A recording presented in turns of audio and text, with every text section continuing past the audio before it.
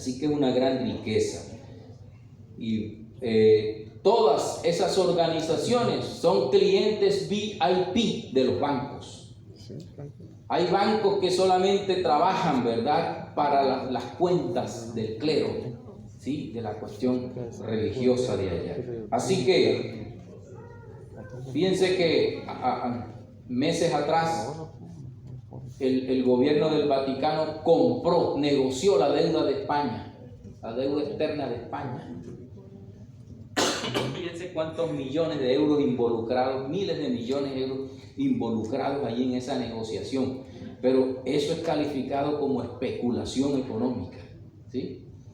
Y entonces, por un lado se habla de que las personas deben ser solidarias, pero no se abren las puertas de la solidaridad allá. Entonces, por eso es un doble discurso, ¿verdad? Cuando el Vaticano es voraz en conseguir dinero y no tiene problemas en tomar las diferentes, digamos, colectas que se hacen, ¿sí? Hubo un escándalo el año pasado en Londres porque una de las ofrendas recogidas por el Vaticano, que se llama el óbolo de San Pedro, ¿verdad? Que óbolo es ofrenda, ¿no? El óbolo de San Pedro dice que se usó para negociaciones inmobiliarias, y no estamos hablando de $1,000, estamos hablando de 650 millones de euros. Multiplíquelo por 2, ¿verdad? Y allí va la cantidad en dólares. Entonces, dice que eso fue un escándalo. Eso está, si usted lo quiere consultar, salió en el periódico elclarín.com el 1 de noviembre del año 2019. Entonces, se pregunta uno, ¿por qué el Papa rechaza el capitalismo mientras su organización lo abraza, ¿verdad?, en la vida práctica? ¿Sí? Está en contra del capitalismo, pero el Vaticano trabaja en todo aspecto de una manera, ¿verdad?, con libertad para hacer dinero. Si el Papa dice que no se debe amasar fortunas porque hay mucha hambre en el mundo, ¿por qué no predica con el ejemplo?, se preguntan muchos, ¿sí?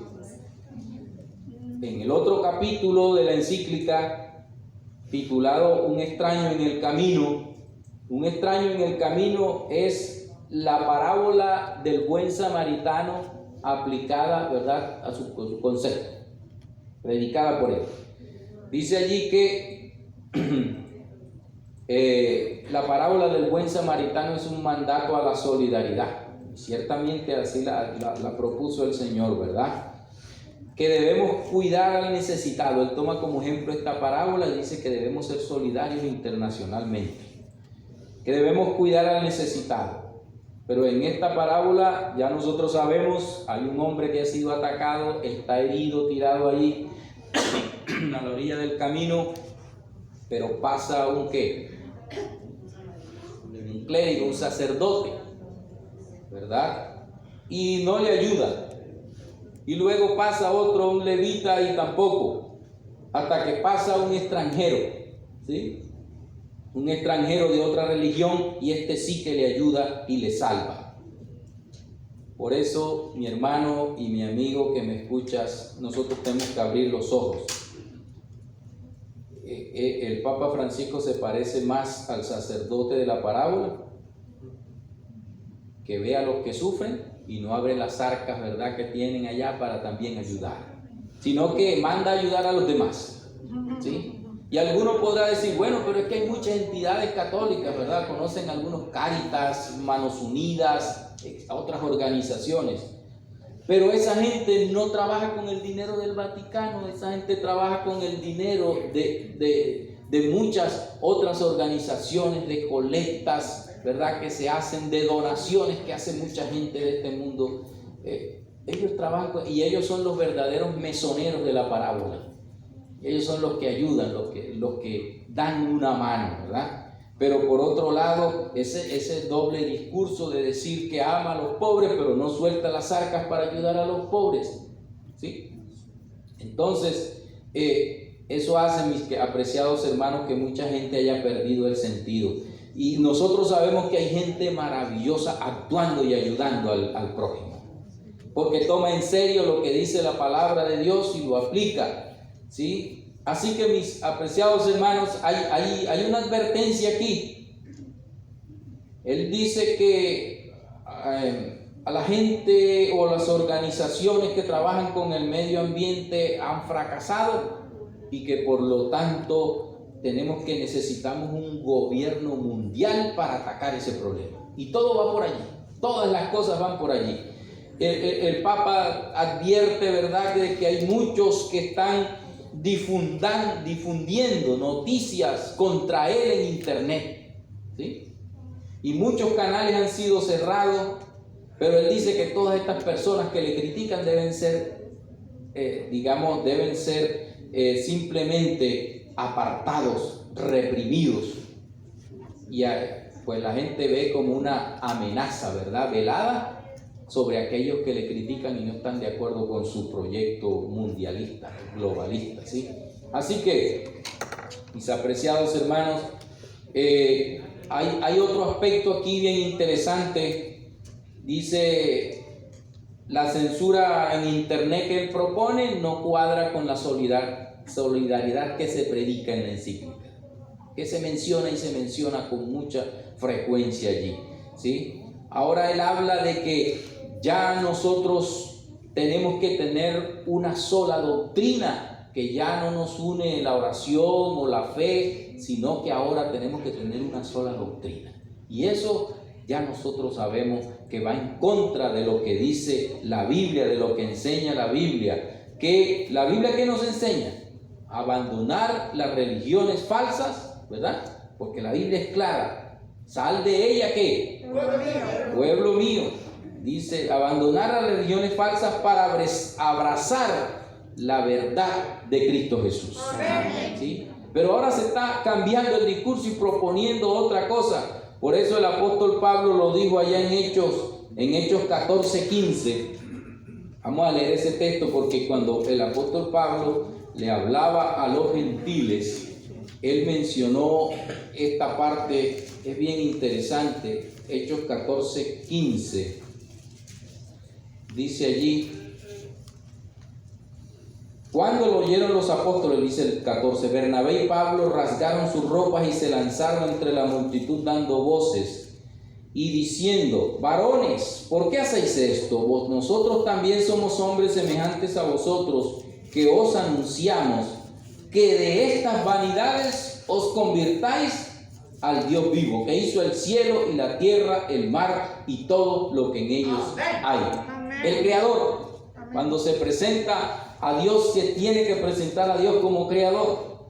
Y allí, en aquella ocasión, cuando estos personajes quisieron tomarlos y ponerlos como dioses, ellos se fueron, ¿verdad?, corriendo, diciendo que tenían que apartarse de esas vanidades, ¿sí? Y es lo que hoy día parece que no se entiende. Todo el mundo quiere es que lo coloquen, ¿verdad?, que lo endiosen, ¿sí? Es lo que se está mirando, ¿sí? Entonces, mis apreciados hermanos, cuando se habla de esto, el Vaticano abandona la Biblia para agradar a todos, ¿sí?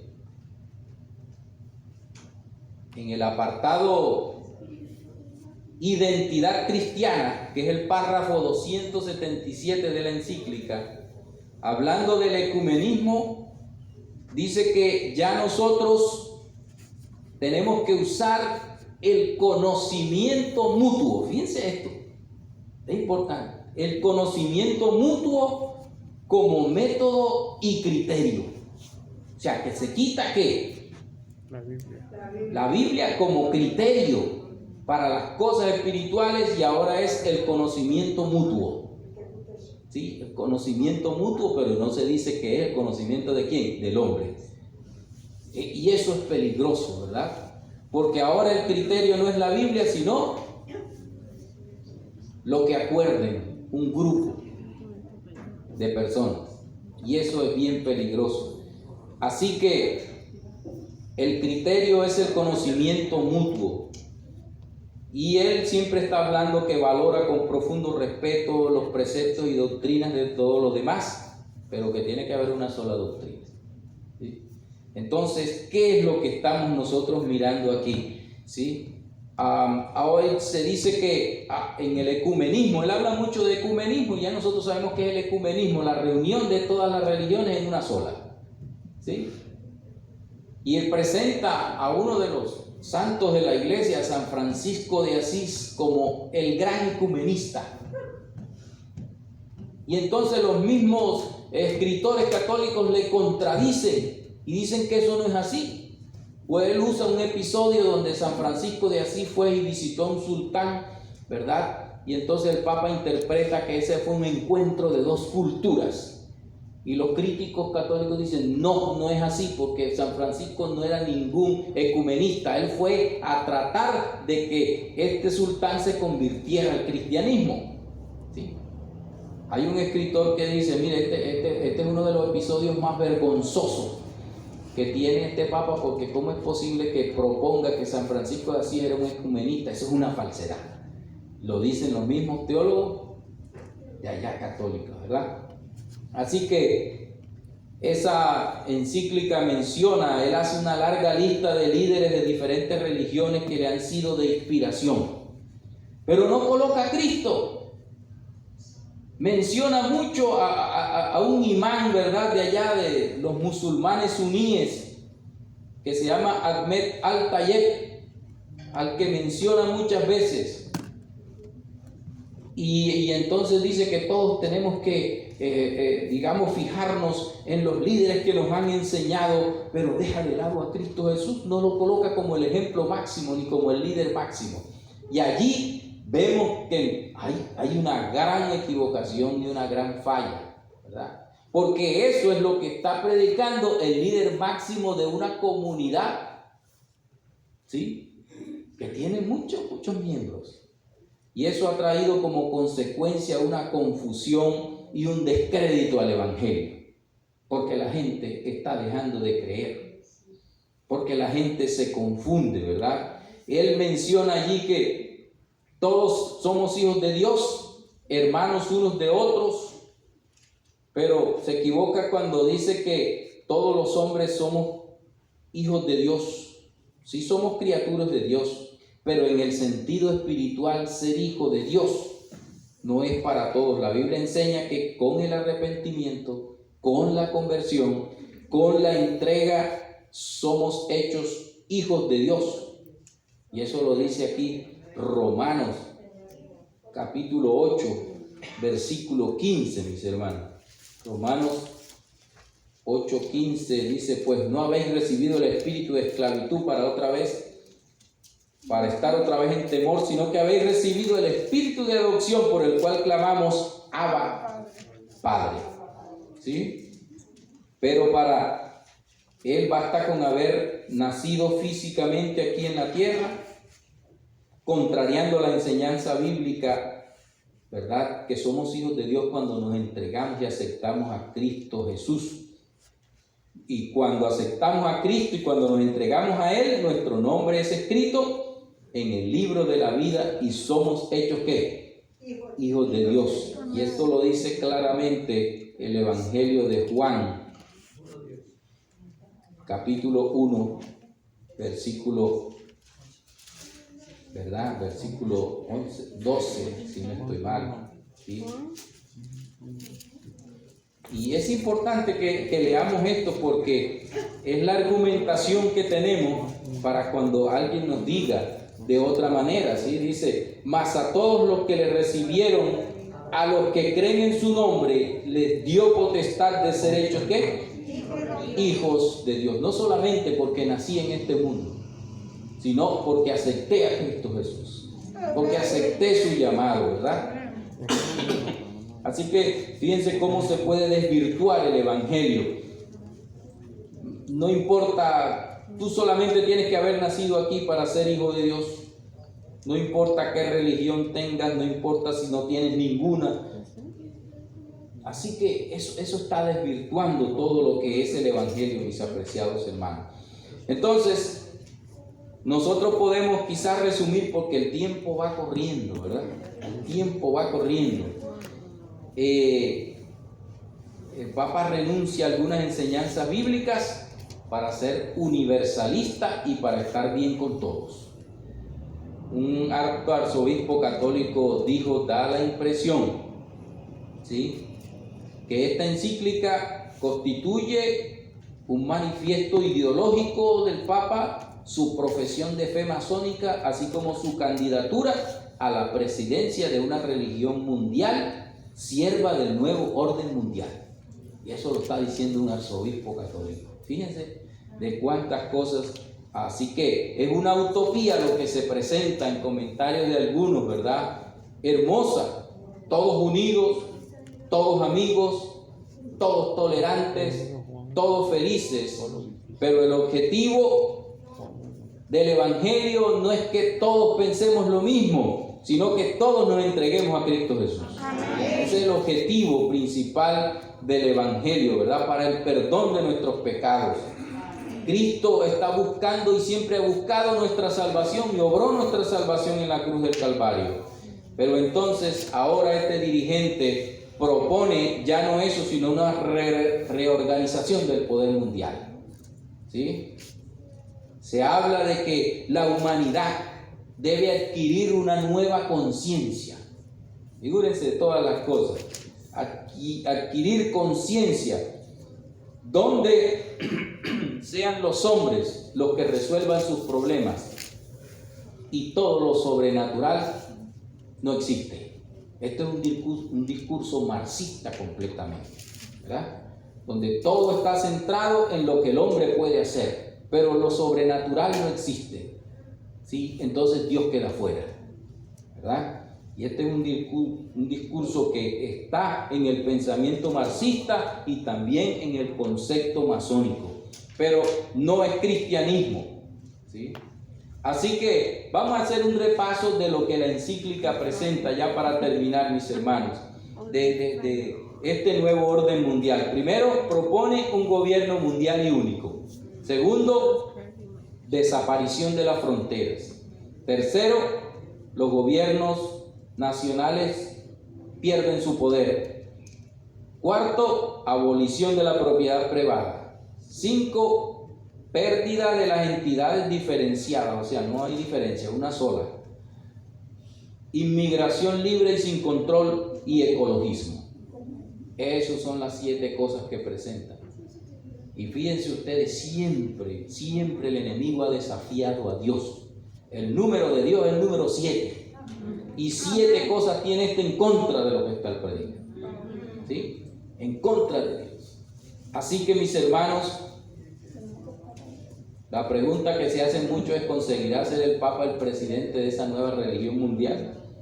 Las profecías bíblicas, lo que hemos leído aquí en Apocalipsis 13, nos dice que él tendrá poder, ¿verdad?, para ir e impresionar. Y dice que impresionará a todos los reyes de la tierra para ese nuevo orden mundial. La pregunta que es, mis hermanos, ¿seguimos nosotros confiando en Dios en este tiempo de tanta confusión? Amén. ¿O vamos a dejarnos arrastrar por las corrientes, ¿verdad?, filosóficas, políticas y económicas que se están tratando de imponer? ¿Sí? Mis hermanos, es momento en que usted y yo, ¿verdad?, sigamos confiando en Dios, porque Dios siempre va a estar aquí. Dios siempre va a estar ahí, mi hermano. Esta actitud de este dirigente mundial no debe afectarnos, no debe afectar nuestra fe. Hay mucha gente que está afectada por eso. Así que no debemos desalentarnos, no debemos desconfiar, al contrario, tenemos que ver cómo asombrosamente todo se va cumpliendo de acuerdo a lo que Dios ha dicho en su palabra. Razón por la cual debemos creer más. Razón de más para seguir confiando en nuestro Dios, mis apreciados hermanos. No podemos confiar en el hombre, porque el hombre, por mucho poder que tenga, no va a poder solucionar las cosas que solamente están en la solución de Dios, ¿verdad? Algunos se han desalentado, algunos han caído en un profundo descreimiento, en un escepticismo total por la manera hipócrita entre lo que se habla y lo que se practica. Y muchos han abandonado la fe. Pero saben, mis hermanos, Dios está de un lado siempre. Dios está del lado de aquellos que le quieren ser fiel, de aquellos que quieren seguir confiando en Él, porque Él será quien resultará victorioso.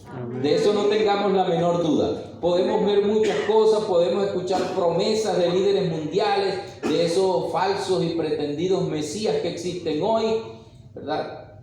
Presentando tantas cosas. Bueno, ya yo creo que escasamente semana y tantos aquí se darán las nuevas elecciones. Debemos pedirle al Señor que Él tenga control de esas cosas. Quien tenga que ejercer, ¿verdad?, su voto lo puede hacer por su preferencia. Pero recordemos, ¿verdad?, que al César lo que es del César y a Dios lo que es del Dios. Ahora estamos en un momento muy solemne para la humanidad, mis hermanos. Estas cosas que hemos analizado aquí, esto que se está produciendo, antes de ayer solamente hubo una declaración de allá del Vaticano donde se estaban aceptando las parejas homosexuales y diciendo que ellos también tienen derecho. Y es algo que está en contra de lo que dice la palabra de Dios. Hay un desafío tremendo contra las cosas de Dios en este mundo, hermano.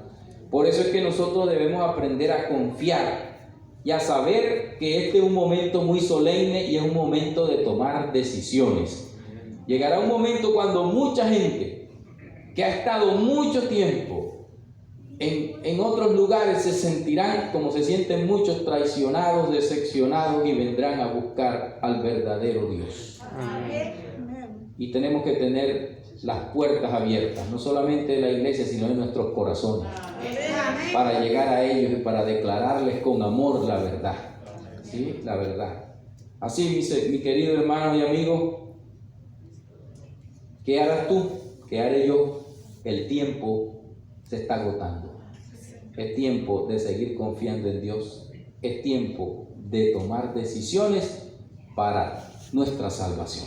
Amén. Dios nos bendiga, hermanos. Amén. Y que estas noticias, pues, y estos análisis nos ayuden a nosotros a ir y a escudriñar más la palabra y a seguir confiando en ese Dios que permite algunas cosas para que nosotros estemos alerta en estos tiempos finales de la historia de este mundo. Amén. Dios nos bendiga. Amén. Amén.